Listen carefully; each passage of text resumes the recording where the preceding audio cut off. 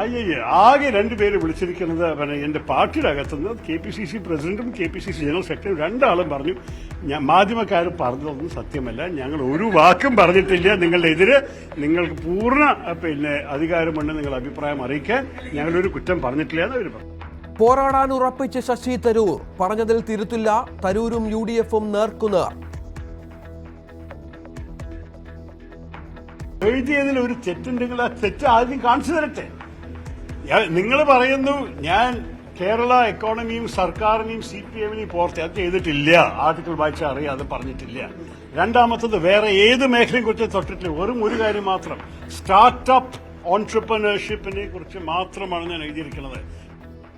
നല്ലത് കണ്ടാൽ അംഗീകരിക്കണമെന്നും തരൂരിന്റെ മനസ്സിൽ എന്തെന്നറിയാൻ ഉറ്റുനോക്കി രാഷ്ട്രീയ കേരളം.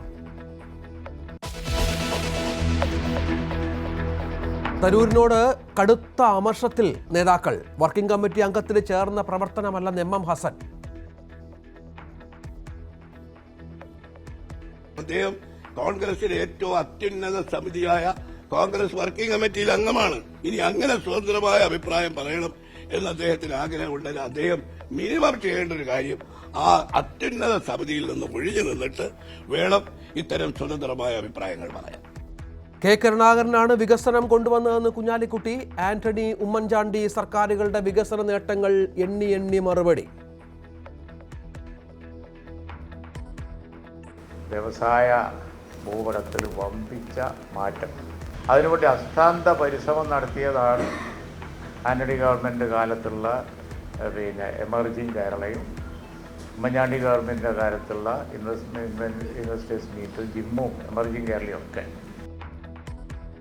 ശശി തരൂർ പറഞ്ഞത് ശരിവെച്ച് EP ജയരാജനും AK ബാലനും.